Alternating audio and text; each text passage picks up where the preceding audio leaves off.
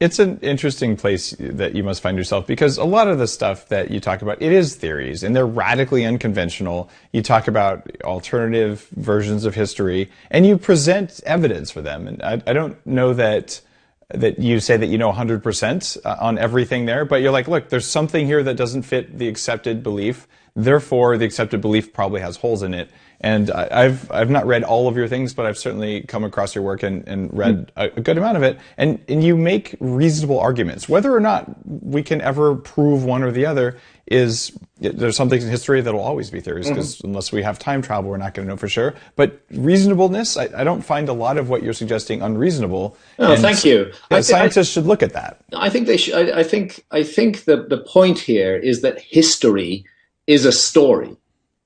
It's a narrative which is being told to us, and that sole possession of that narrative has been handed over to a professional class, the historians and the archaeologists.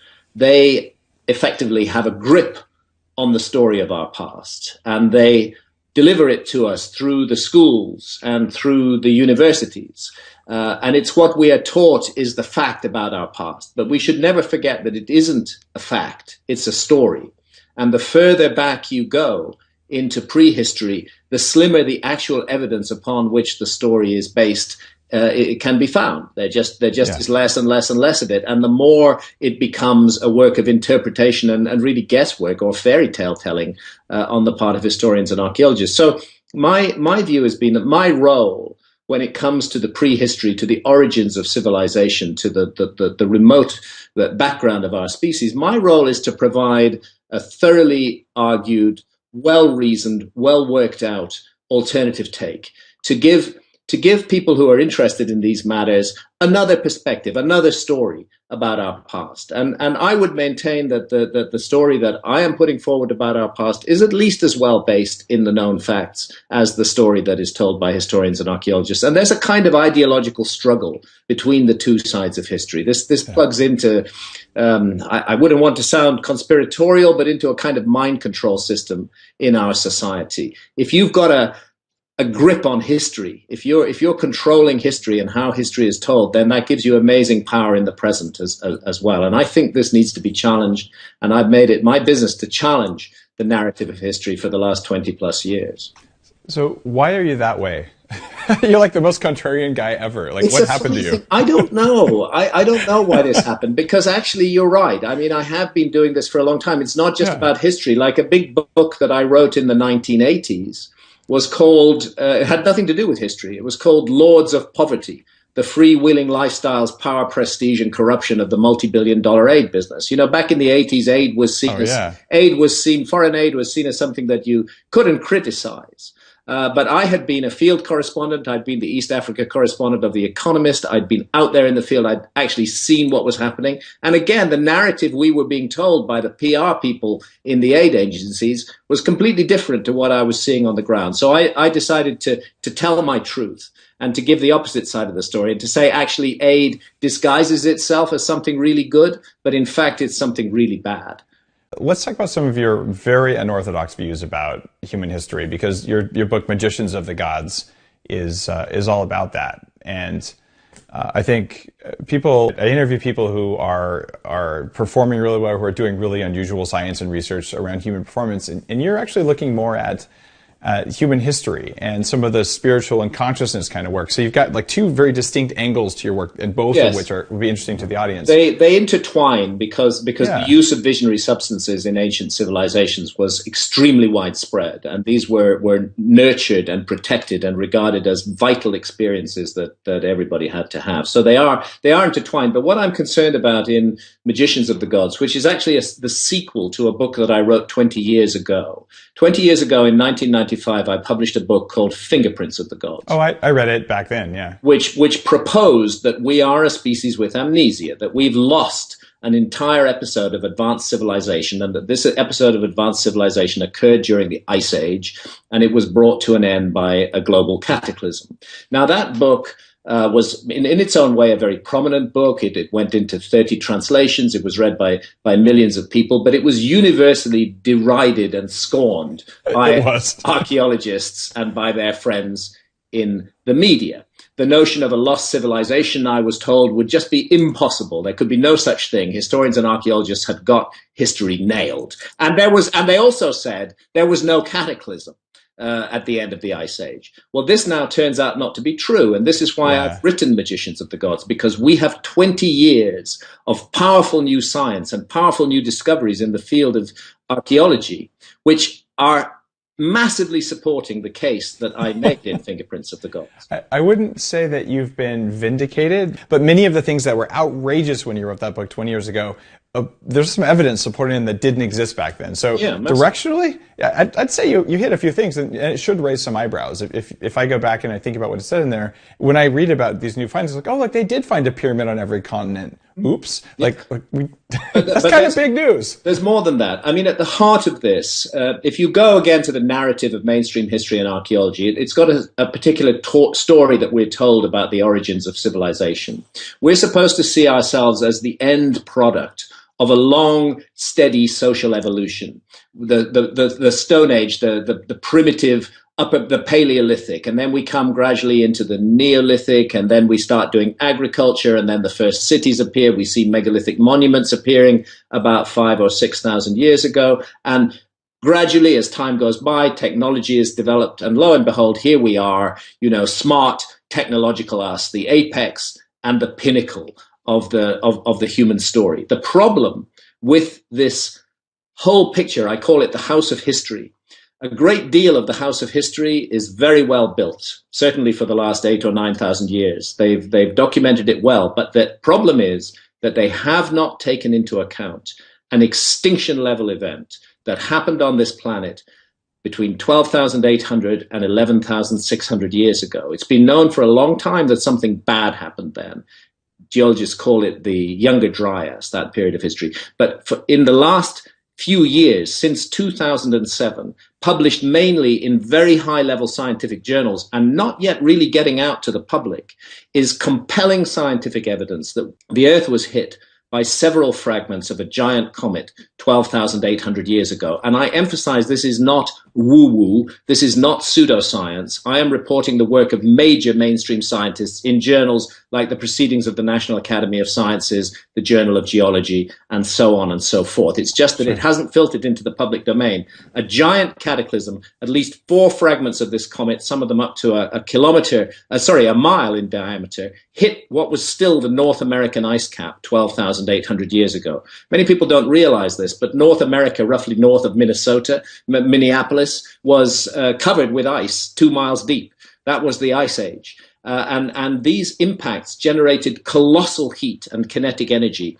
A single one of them would be greater in its explosive power than the entire nuclear arsenal of the Earth going off at once. And the evidence for this is spread across 50 million square miles of the Earth's surface. It's very recent science, and this cataclysm happened right in the foundations of history. So however well built the House of History is since the cataclysm, because it does not take the cataclysm into account at all, it is not built into the model of the origins of civilization, I have to say that it looks like the House of History is built on foundations of sand. I don't blame the archaeologists. This information is so new, they've not had time to build it into their models, but they need to scramble to catch up with the science, because this fundamentally affects our whole notion of the origins of civilization. And that's really why I've written Magicians of the Gods, together with evidence from many amazing archaeological sites that are in themselves rewriting history. All right, well, let's go back to your new book, because 20 years after you wrote your first book, which has been shown to be, at least directionally, it had a lot more accuracy than you got credit for back when you wrote it. I would say so. Yeah. Now, tell me about some of the theories in your new book. You have this thing called Hapgood's theory. I don't deal with Hapgood. I don't deal with Charles Hapgood at all in Magicians of the Gods. That's Fingerprints of the Gods. That's 20 years ago. That's do I have this backwards? Yeah, that's one of the theories that I looked at when it was obvious to me that there had been a global cataclysm. And I considered a number of possibilities, and one of them was the theory of Earth crust displacement put forward by Charles Hapgood. But back in 1995, we did not have the evidence we have now, which indeed is of a global cataclysm in exactly the window that I said in Fingerprints there had been a global cataclysm, but now we have the science. We know that we were hit by fragments of a giant comet, that the impacts were primarily on the North American ice cap, However, it was a global cataclysm. It also affected Europe. It affected as far east as Syria. It coincided with the extinction of huge numbers of animal species, particularly the megafauna, the mammoths and the woolly rhinos and so on. It was truly an extinction level event on a scale of the extinction level event that destroyed the dinosaurs 65 million years ago. These extinction level events are really, really important. They wipe the slate clean. Everything that was before gets thrown away and something new begins. So these are world-changing events, and the discovery of just such a world-changing event just 12,800 years ago in the foundations of history has to change everything about history and has to add credibility to the myths and traditions of a global cataclysm, of continent-wide wildfires, of floods, of a great advanced civilization, a former golden age that was destroyed in this cataclysm. Archaeology has been able to dismiss all that up till now. But now that we have the evidence for a global cataclysm in exactly that window, archaeology cannot do so anymore. And this is very, very, very important information. The cataclysm unfolded between 12,800 and 11,600 years ago. There was a massive rise in sea level and a plunge of global temperatures 12,800 years ago. And then a second event switched all that round 11,600 years ago, and global temperatures shot up. But again, it was accompanied by flooding. And both events were caused by comet impacts. Comets break up into multiple fragments. Some of them stay aloft, and some of them hit the Earth 12,800, and some more hit it 11,600 years ago. And these interfered with the global climate massively. And now it's interesting that 11,600 years ago is exactly the date for the foundation of an extraordinary megalithic site in Turkey called Göbekli Tepe. Have you got a picture of Stonehenge in your mind? Of course, yeah. Imagine that multiplied by 50. That's Wow. Göbekli Tepe. Except Göbekli Tepe is 6,000 years older than Stonehenge. Wow. And there is no precedent for it whatsoever. It comes out of nowhere with no background. And the fairy tale archaeologists are telling about Göbekli Tepe at the moment, because it's really thrown them a curveball. The fairy tale they're telling about it at the moment goes roughly like this: that one morning, a group of hunter-gatherers in Turkey, a group of nomadic hunter-gatherers in Turkey, woke up with a kind of divine inspiration and equipped with all the skills and knowledge to organize a large labor force in a place with no water and to create a megalithic site 50 times larger than Stonehenge, with perfect astronomical alignments. These hunter-gatherers are supposed to have just suddenly known how to do that, with no background whatsoever. And at the same moment, 11,600 years ago, in the same area, we get a rapid spread of agricultural knowledge. Suddenly agriculture appears. Previously, they were hunter-gatherers. This does not look to me like a sudden inspired invention by a group of hunter-gatherers. This looks to me like a classic transfer of technology, that the survivors of a lost civilization who already knew how to do this stuff settled in Turkey and transferred their skills, transferred their knowledge to the local population, and set in motion the process that eventually leads to us here today. Wow. So you think that the survivors of the cataclysm, how would they have survived this? I mean, we're talking like spaceship level. No, I don't think we're talking spaceship level. And I have nothing against aliens, by the way. Me either. I just don't know. Right? I've met many of them under the influence of ayahuasca. Fair point. The modern UFO phenomenon, by the way, I mean, we don't really know what it is. Certainly there's a phenomenon. Many people assume that it's high-tech alien visitors coming here in spaceships, but I don't know. They could be visitors from other dimensions. We don't know what they are. There's a phenomenon, but exactly what's going on is not clear. I haven't ever seen anything in any of the archaeological sites it's been my privilege to explore over the last quarter of a century that I could only explain with some kind of alien intervention. I mean, if you've got the technology to cross interstellar space, you are going to get your Great Pyramid aligned perfectly to true north, not 3/60ths of a single degree off true north. So I would say that what we're looking at in these sites is human workmanship, but on a scale and at a level far beyond that is accounted for by mainstream history. I don't think they were flying to the moon. I don't think they had spacecrafts, but I think we are looking at an advanced civilization which had certainly achieved a level of technology more than 12,000 years ago that would be equivalent to the technology of our civilization, perhaps in the early 19th century.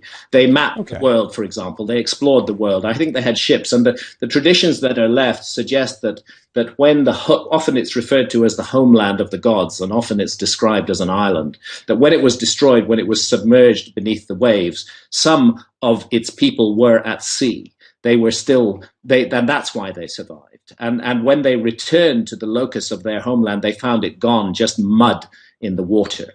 And their project then became to resurrect or reincarnate or remake the lost world of the gods. And they settled in places like Egypt and Turkey and as far afield as Peru and Bolivia, and they started civilization again. So what we're seeing, what we think of as the origins of civilization, is actually the reinitiation, the restarting of a former civilization.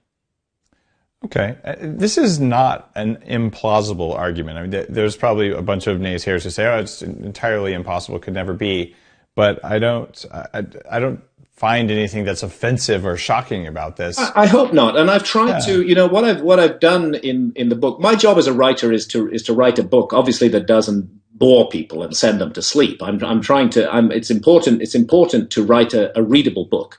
But within that frame, I have made the most determined effort to present to the reader the absolute latest science and the latest discoveries in this field. And I believe that science and those discoveries revolutionize our view of history. It's not me that's revolutionizing our view of history. I'm simply reporting what's already going on, but which is not really getting out into the public domain in a big way, and which has not yet been taken into account by archaeology. I think that's going to change.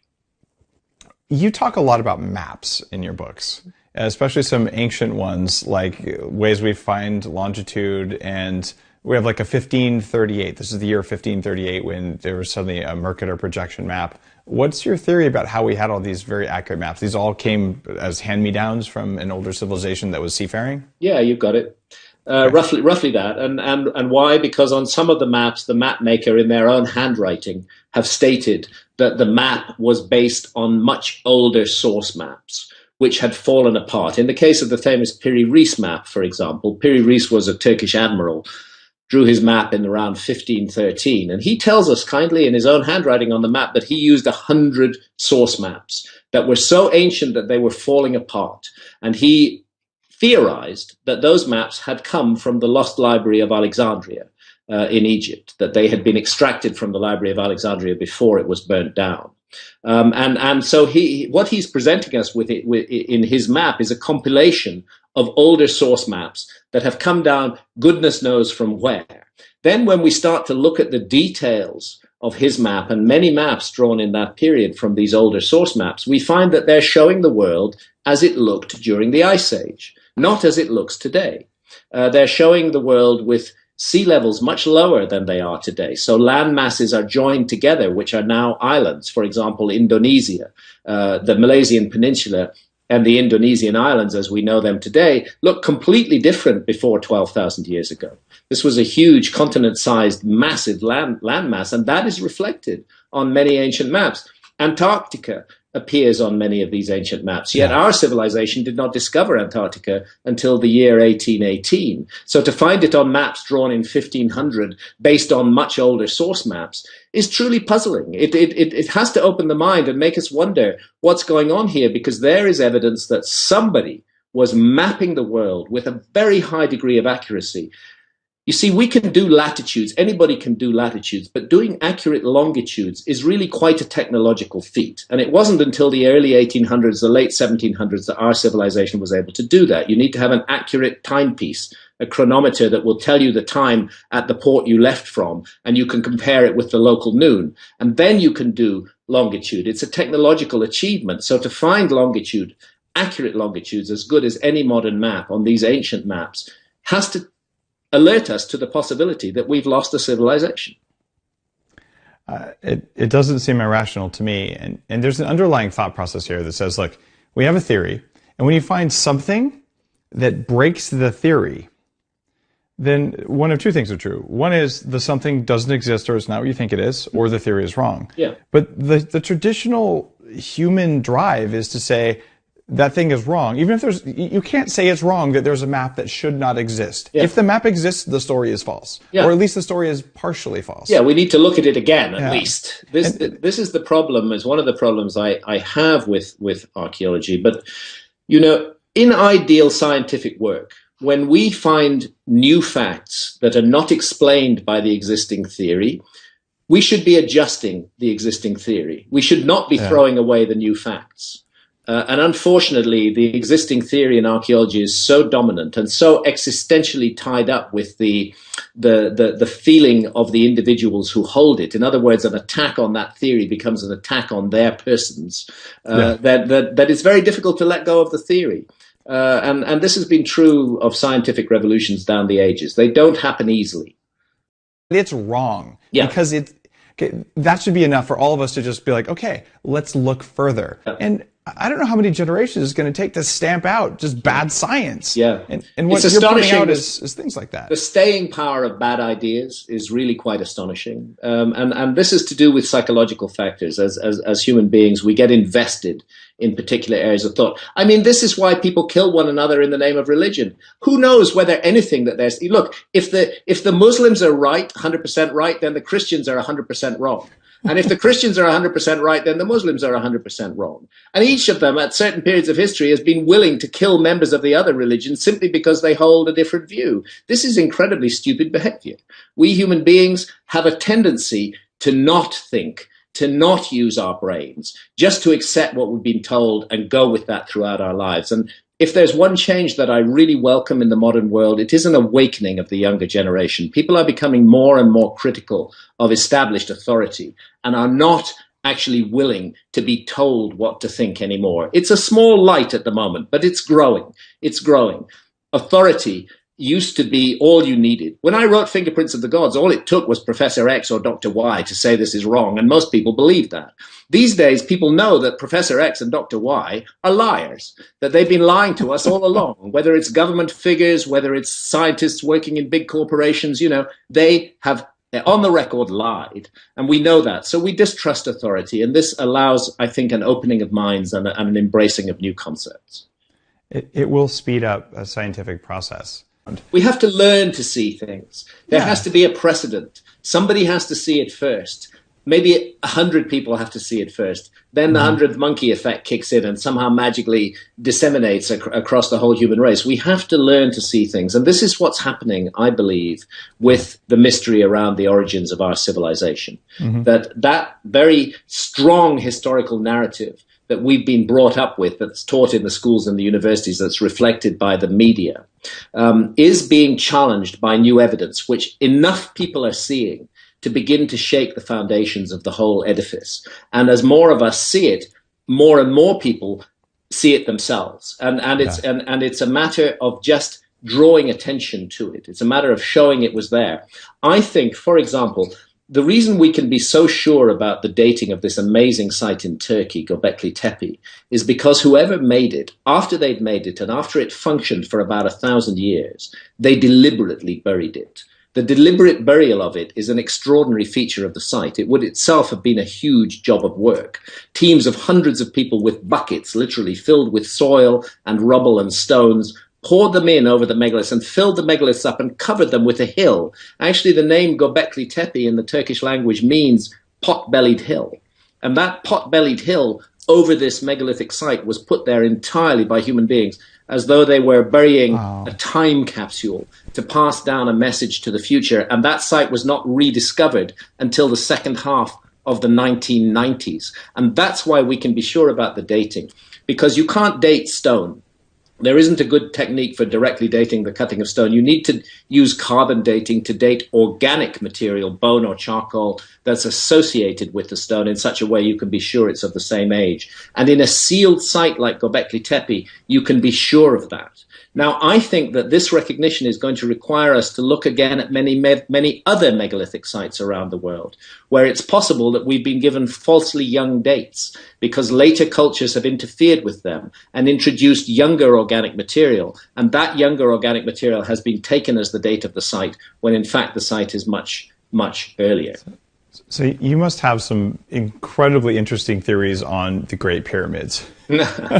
So I'm sure people listening would love to hear. Well, here's the math. If you take the height of the Great Pyramid and multiply it by 43,200, which is not a random number, I'll explain why. If you take the height and multiply it by 43,200, you get the polar radius of the Earth. And if you measure the base perimeter of the Great Pyramid and multiply it by 43,200, you get the equatorial circumference of the Earth. So the Great Pyramid, whether by accident or by design, encodes the dimensions of our planet.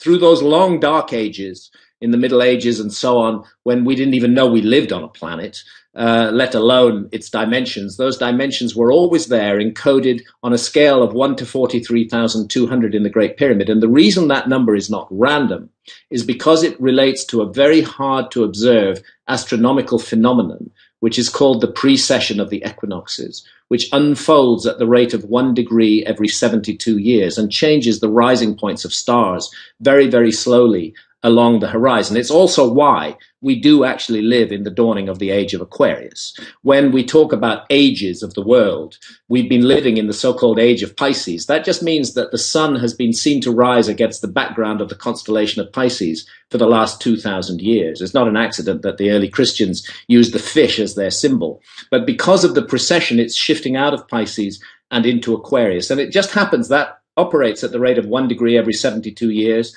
And 43,200 is a multiple of 72. It's 72 times 600. These numbers are found in myths and traditions all around the world. There's excellent work being done on this by the professor of the history of science at Massachusetts Institute of Technology, Giorgio de Santillana, back in the 60s in a book called Hamlet's Mill. So what we have in the Great Pyramid is not only the dimensions of our planet, but they're also encoded on a scale derived from one of the key motions of the planet itself, the wobble on the planet's axis that causes the precession. And that is very clever.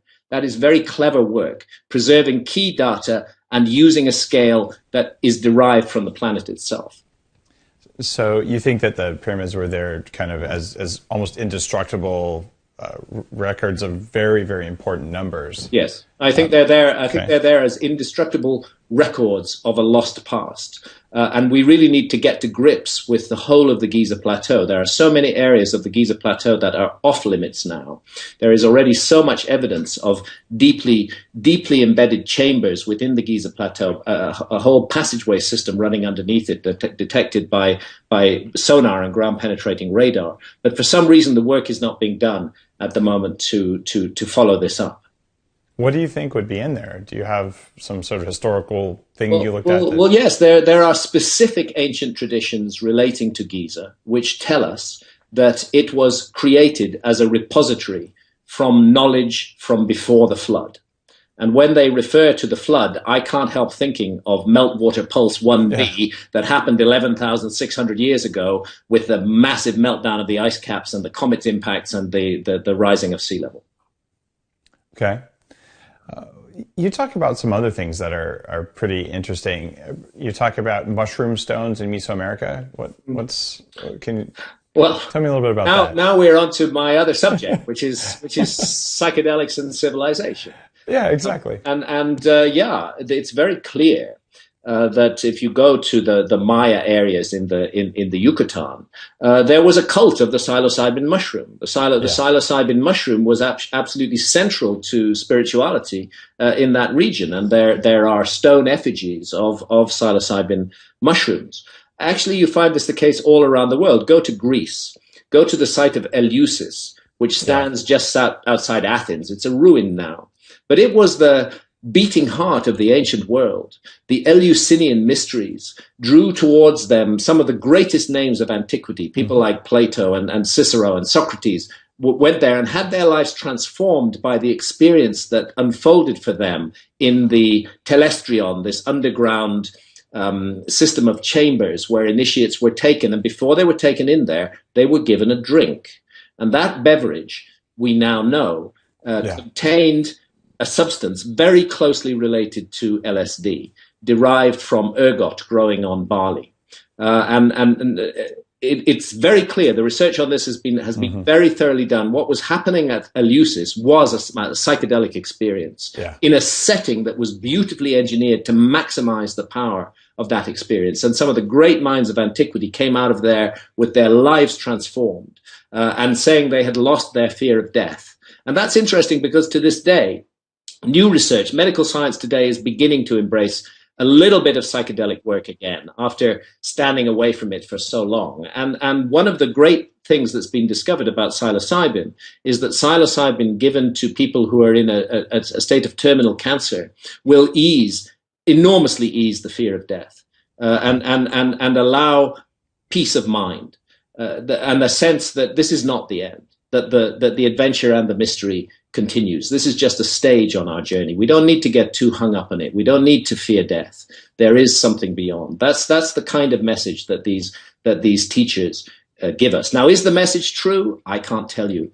But is the experience worth having? Definitely, absolutely, yes. So you're a fan of conspiracy theories? No. I'm not a fan of conspiracy theories at all. Okay. I'm not into conspiracy theories, and I don't write about conspiracy theories, which doesn't mean that I don't think that there is a control structure and a power structure in our society which has vested interests in keeping us asleep. That's actually very accurate language, and I appreciate you correcting that. The reason that I'm bringing that up is there is a group of people who would say that hallucinogens themselves are part of a mind control, MK Ultra, CIA kind of thing. Yeah, I've heard that bullshit. They say that about the late great Terence McKenna. You know. That he was supposed to be some kind of agent. I mean, only people with an absolute tin ear and no sense of humor could listen to what Terence said and construe from that he was some kind of government agent. Actually, what he claimed to be was an agent of the mushrooms. He claimed to be the emissary of the mushrooms here on Earth, of the intelligence of the mushrooms. That he was their emissary and for a while their PR man. You know, that's what Terence was saying. He wasn't saying he worked. But that has been twisted out of context because there's a lot of sick people want to believe just anything without thinking it through. I still find it bizarre that those substances are so heavily regulated. From an addictive perspective, that's absurd. It's a little rough. None of these substances are addictive. And anyway, this raises another issue: does the government really have a right to tell us what we may or may not do with our own bodies? Does it really have a right to tell adults that they have no right to explore the mystery of their own consciousness, the most intimate, the most sapient, the most personal part of themselves, that the government actually has the key? We think we live in a free society. How utterly absurd. Adult sovereignty over consciousness, or otherwise put, cognitive liberty, so long as we do no harm to others, must be a fundamental human right, and it's a fundamental abuse of human rights that our governments are pursuing the war on drugs, which they disguise under all sorts of false claims about health. Listen, if they were really concerned about health, they'd be banning alcohol, first and foremost, responsible for so many deaths, whether in traffic accidents or because of cirrhosis of the liver. We have to move on from this. We don't need the governments to tell us what to do. We already have laws that govern our behavior towards others. If we get in the face of others and cause them harm or damage or distress, we have laws that govern that, and I have no problem with those laws. But laws that seek to govern our internal mental processes while we're doing no harm to others, that seek to control our consciousness, that's why, to my mind, that's what my TED Talk was called, that the war on drugs is really a war on consciousness and a war on people. TED has a lot of really interesting stuff out there. I've given, I think, at least one and probably two TEDx talks. What caused them to shut it down? Was this like the mothership TED? Was this just the TEDx people? Like what happened there? I think we saw the skull behind the smile. I think that what it is, in fact, TED, you know, the people at TED confess to this, that they have a science board which tells them what is politically correct and what is not. And they regarded my talk and another talk given at the same event by my friend and colleague Rupert Sheldrake, they regarded our talks as not politically correct, because it turns out that this science board that advises TED are kind of science fundamentalists. They believe that everything can be reduced to matter, that there is no non-material element of reality. They regard consciousness as an accidental byproduct of brain activity. You know, we got these big brains so that we could compete in the jungle, and accidentally, as a side effect of that, we got consciousness. They call it actually an epiphenomenon of brain activity. And this is science dogma. This is not science fact. But TED's science board have embraced that dogma, and my talk and Rupert Sheldrake's talk, by proposing a possible non-local basis for consciousness, were deleted by TED because we contradicted their dogma. It was as simple as that. And in fact, all the reasons they gave for deleting the talks turned out to be bogus, and in the end they had to cross them all out on their website. We made them put it back on their website because they had defamed us.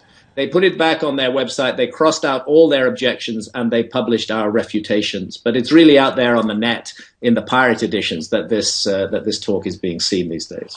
So TED shot themselves in the foot with that one. My body, my biochemistry, I like to say. Yeah.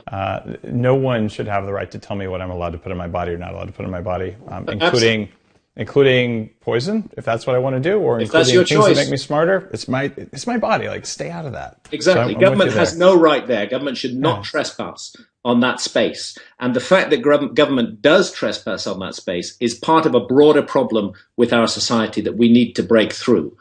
Fundamentally, there is a basic human right of sovereignty over consciousness. And we have been deluded into allowing governments to seize that from us, to take it hostage and to control it, and actually to send us to prison and ruin our lives if we choose to explore our consciousness while doing no harm to others with the psychedelics, for example.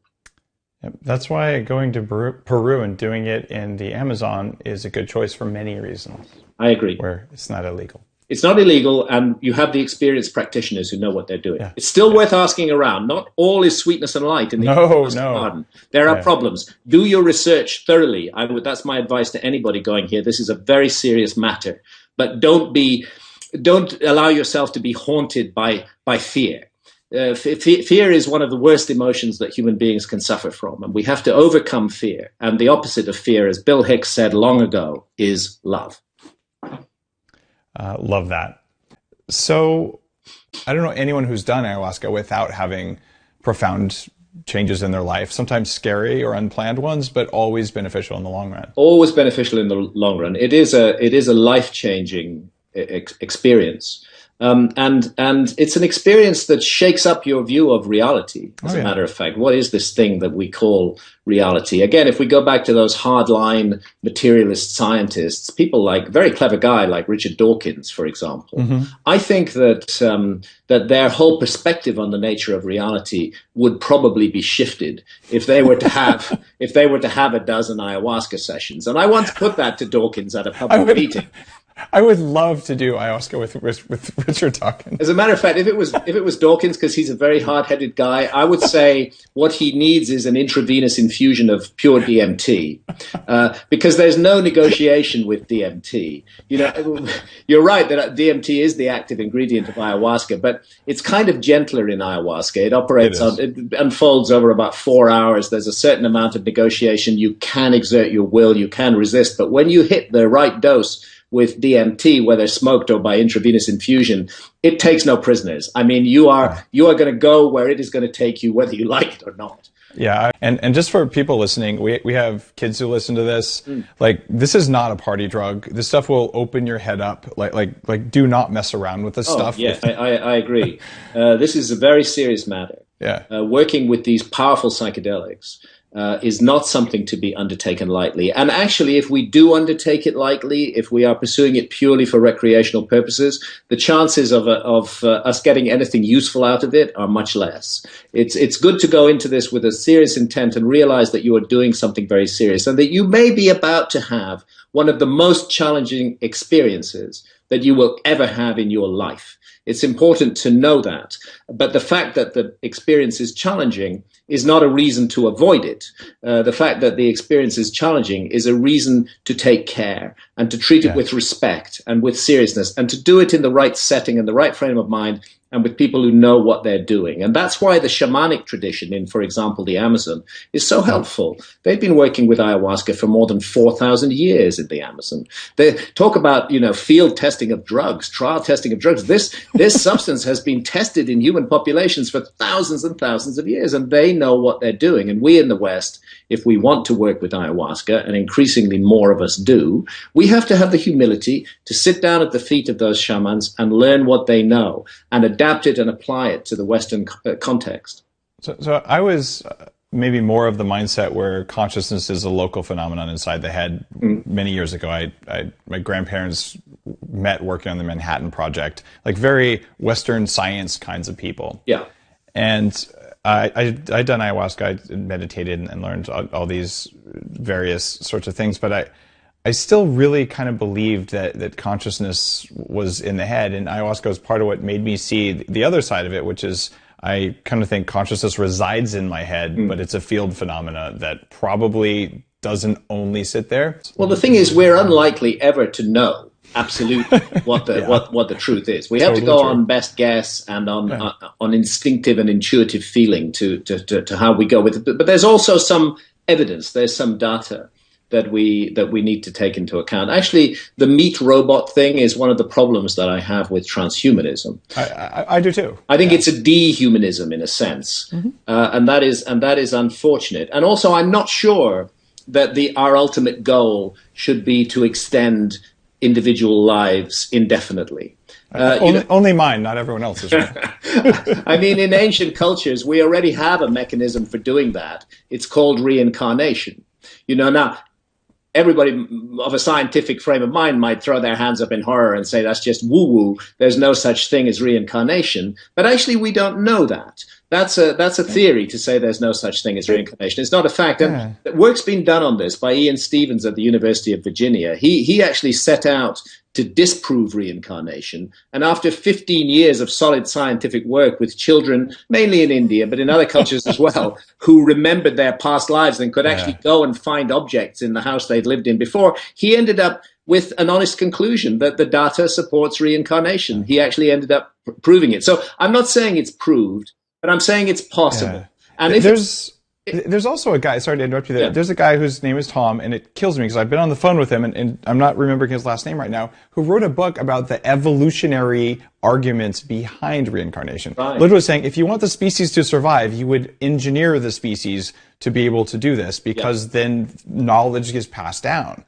And I never thought of it that way, but it would be a useful thing if it was a part of our species, and it very well may be. Suppose that this is the clever, the brilliant mechanism that is already built up into us. And then we try to just set that mechanism aside and use technology to extend our individual lives forever. We might actually be completely missing the point of what it is we're here to do on the planet. Maybe we are here to learn lessons. A lot of ancient traditions say that. A friend of mine calls this the university of duality, where we learn the lessons of good and evil, of right and wrong. Not that all is duality, but here on this plane, in this planet, in this material realm, that's the lesson that has to teach. And to extend one human life rather than reshuffling the pack every lifetime and finding yourself in a different set of circumstances might actually be depriving you of vital lessons. It could be a very serious mistake. So I think we have to think very carefully about all of this. We all have an instinct to cling on to our physical life. We want it to go on forever, of course, but maybe that's not the best thing. And maybe we should be making way for the next generations, and maybe the next generations will actually be us. I don't see death as a bad thing. We have life because there is death. Death is part of the deal. This life, this experience that we undergo could not exist without death. So we should not shun it and fear it and hate it. Rather we should regard it. I regard it at any rate, and I can't prove this, but I regard it as the next great adventure, the beginning of the next great adventure. The mainstream science would say that Hancock is talking woo-woo when he says that there might be life after death. But actually, the truth is we don't know. There's a lot of dogma. But if you really think about it logically, it's a 50-50 shot. We don't have the facts. We know that our physical bodies die. But whether some element of us continues, and certainly ayahuasca experiences suggest that there is a non-local element to consciousness, that consciousness may even be mediated by the brain rather than manufactured by the brain. Once you start thinking along those lines, then of course death is not the end, and any more than throwing a brick through your TV set destroys the signal. The signal is still there. The picture may be gone, but the signal's still there. I remember when my grandfather passed away, he used to write under the general chemistry heading for Encyclopedia Britannica, atheist his entire life, and he knew his end was coming, and pretty far along. But right, kind of in his last day or two of lucidity, he said, "You know what?" He said, "I realize I don't know what's going to happen." And he said these really short. He said, "I've never done this before." He said, "So I'm a scientist, so if I can send you a signal when I'm gone, I'll do my best." Yeah, exactly. Of course, what would a signal? We have no idea. But the fact I've never done this before, we don't know, right? And the most hardcore atheist rational scientists, we just don't know. And I'm curious. I'm not going to try it now, but I'm curious, right? Yeah, and so we should be. We don't have the facts. We should keep an open mind on this possibility. Well, thank you for rattling your sabers and being a rabble rouser about that, because it's important. And if we believe that we understand the nature of consciousness fully, then I think that we're cutting ourselves off from huge avenues of scientific exploration. Actually, it's one of the great mysteries of science. Yeah. It's really a huge mystery, is how this few pounds of jelly inside our skulls transmutes into personal experiences, into feelings of love, for example, into our appreciation of a beautiful symphony or a sunset. Really, science cannot explain that. It cannot explain how that manifests in consciousness in a way that moves us emotionally. It's not clear at all. And any scientist who says they've got it all worked out are actually not telling the truth. But one thing I do agree with you on, or rather with your relative, is that the mainstream religions are basically bullshit. That's a fact, and this is where a false dilemma is created. It's like it's a choice between religion or materialism. No, the religions are only offering us a particularly narrow band of interpretation. The truth is that we're immersed in mystery from the moment we're born. We are immersed in mystery. We don't know what this life is, and that mystery is the heart of the matter. And we should not prejudge anything about it. We should enter every mystery with an openness and a willingness to learn, rather than with preconceived judgments about what's going on. And actually, I don't want to name names, but if you pick Christianity, Judaism, and Islam, for example, these three religions all come down from a common source. They all share the same entity that they call God. And I'm sorry, but they've been responsible for a lot of horror in this world for thousands and thousands of years, and still are. These religious conflicts, the Muslims say, we have a monopoly on the truth, and the Christians say, we have a monopoly on the truth. And they're actually prepared to kill one another over this argument about what is true. These are very divisive and very hate-filled religions in many ways. They talk the talk of peace and love, but if you actually get down to details and look how they've behaved over history and how some of them are behaving even now, they walk the walk of hatred and fear and suspicion. All religions eventually have been used at one time or another for no good. And some things I don't understand, like the Vatican Library contains documents I really would like to read. Yeah, and why these are world treasures. Like there was a concerted effort to go around the planet, gather knowledge, burn everything they didn't take, and then lock it in a vault. And to this day, it's not digitized and put online. Exactly. Like, what the hell? Hide it away, because it's part of the system by which they operate control. That's how it works. They control by denying access to knowledge. And in fact, it's not so long, since the Christian church was burning people at the stake who disagreed with it. The ideas that are contrary to the established dogma get destroyed. We don't burn people at the stake anymore, but it's not that long ago. So these systems, these big religions, are actually huge bureaucracies. They're huge corporations. I would say if you scratch them deep enough, you'll find a shamanistic experience at the heart of all of those religions. St. Paul on the Damascus Road, Moses in front of the burning bush, or whatever. But on top of that are just layer upon layer of power structures and bureaucracy and control and money and ideology. And they've turned into this horrible thing, which is really screwing up the world. I want to pick your brain on a few more things. Do you have a few more minutes? I do indeed. Excellent. We'll go back to some of the more historical society, human stuff, because I just love being able to pick your brain on different topics. There's I'm forgetting the name of the researcher who did this now, that there's a guy who's looked at human DNA and says, look, there's clear evidence that it was spliced and diced, and I don't have an opinion on that whatsoever. But he's pointing to historical societies. Are you familiar with that kind of work? Have you looked Yes, at that? I am. And DNA actually is one of the great mysteries. It's a really interesting thing. So here's the story, that our planet formed about 4.5 billion years ago, 4,500 million years ago. It was very hot when it first formed. And it took 500 million years or so for it to cool down. And by about 3.9 billion years ago, it was cool enough to support life. And here's the mystery. Just 100 million years later, by 3.8 billion years ago, the planet was covered with life. Almost as soon as it was ready to support life, it became covered with life. And that life was based on the DNA RNA system that is still in our bodies today. Now, Sir Francis Crick was one of the two discoverers of the double helix structure of DNA. As a matter of fact, a not widely known issue about Francis Crick was that he was a regular user of LSD. Yeah, in fact, he envisioned the serpent twisting in on itself on a trip. Exactly. That his great discovery, I'm not saying there wasn't other work done, because there was a great deal of work done, but when he really got it, when it came to him, that was in a visionary state under the influence of LSD. And that's interesting in itself. So this puts into context something else that Crick did, which is not very well known. If you fast forward to 1981, he published a book called Life Itself. And that book is absolutely intriguing because in that book, he makes the point that the DNA system, which he was so crucial in discovering, it looks like an artifact. He said that quite specifically, that he and another researcher, actually, Sir Fred Hoyle, a great astrophysicist, put forward this notion. They summarized it in a phrase.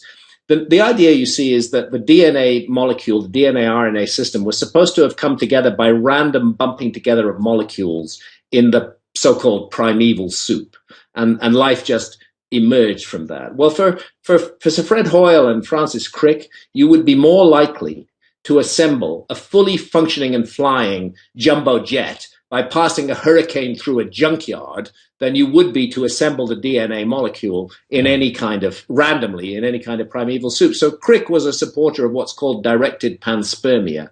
He believed that the DNA molecule had been sent here in genetically engineered bacteria by some civilization on the other side of the galaxy that had perhaps faced the sterilization of its own planet and that had sought to pass the seeds of life on elsewhere and to begin the process of evolution again. And then this raises a question: could there be a message written in our DNA? There are highly conserved sections of DNA which are billions of years old. We share a lot of DNA in common with fruit flies, for example. These highly conserved sections would be ideal repositories for information. As a matter of fact, DNA is being used today as an information storage vehicle, and its capacities for information storage are almost limitless. It may be that written within our DNA is a message for us when we reach a level of technology able to access it, or maybe that's what we access in deeply altered states of consciousness. Maybe that's why the visionary plants are universally regarded as teachers, because they are teaching us something from that hidden archive within us. Such ideas, in my view, are worth exploring. And I wrote a book back in 2005 called Supernatural: Meetings with the Ancient Teachers of Mankind, which actually goes into that particular mystery in some depth. It's one of those things where we'll probably never know with absolute certainty whether what we're seeing individually in visionary states is that, or as a representation of that, but there's something valuable in there for sure. Yeah, well, it could. The way I look at it, there's a number of possibilities. One is that it is just our brain on drugs, and there's nothing Yeah, more to it than that. We can't rule that out. sure. But another is that we may be altering the receiver wavelength of the brain, that the brain is Yeah. not generating consciousness, it's receiving or transceiving it, and thus gaining access to freestanding other dimensions of reality, which are normally closed off to our senses. We're so focused on the alert problem-solving state of mind that we're shut down to all the rest of reality. And maybe altering consciousness allows that hidden reality to be accessed by our consciousness, just like a TV channel that we hadn't tuned into before, that we tune into now. And then, so that's a secret doorway inside our minds that leads us into contact with intelligences in other dimensions. And then a third possibility is that it's a hidden archive within our DNA. All of these possibilities, I think, are worthy of further thought. They're definitely worth pondering and exploring, and possibly personally experiencing if that's what people are called for. That's the great thing about the psychedelics. It is possible to personally experience. One need not theorize about this from an armchair. Again, we need to do so with caution and with respect. Above all, we must respect these visionary plants. This is the right state of mind in which to embark upon a journey. But with all that taken into account, we can have the experience. And having had that experience, it's astonishing how many people's lives are transformed by it. Not only their view of reality, but also their personal lives. And I'm sure you've heard the saying, and it's true, that ayahuasca is equivalent to 20 years of psychotherapy in one night. One very adventurous night. Yeah. And it does take, right now anyway, for the most part, traveling down to South America, or there's a couple religions in North America, Santo Daime, where they're now legally allowed to do ayahuasca ceremonies, but it's still exceptionally difficult to get access to the stuff. And I think that's kind of sad, but I also see that it's moving in the right direction. Well, it's part of the war on consciousness in our society, and luckily enough, the youth of our society, the young people are fighting back against this. And it's great to see, America as a nation has been effectively the dark heart of the war on drugs for the last 50 years. Blame it all on Richard Nixon, and has been enforcing and stuffing this absurd war down the throats of other countries and causing chaos and misery all around the world. But it's the American people who are rolling that back state by state. So now the American people have just stood up in Colorado, they've stood up in Washington State, they've stood up in Oregon, they've stood up in Alaska, and they've put one finger up to central government, and they've said, we like to smoke marijuana, and we're going to make it legal. And they've made it legal. And this is an amazing development. It's a really crucial development for the future, that we are taking back control. We are taking back territory that has been wrongfully stolen from us by the state agencies. And this is something I think could only happen in America, a country where there is this strong ethic of individual freedom and where state rights exist. I mean, I can't imagine, Yorkshire in Britain legalizing cannabis without London's agreement. But here in America, you can do that. And it's what it's showing is that the emperor of the war on drugs wears no clothes. The whole result in Colorado has been an incredibly positive one and will continue to be so. So I'm very encouraged by all of this. The war on consciousness, the fight back has begun.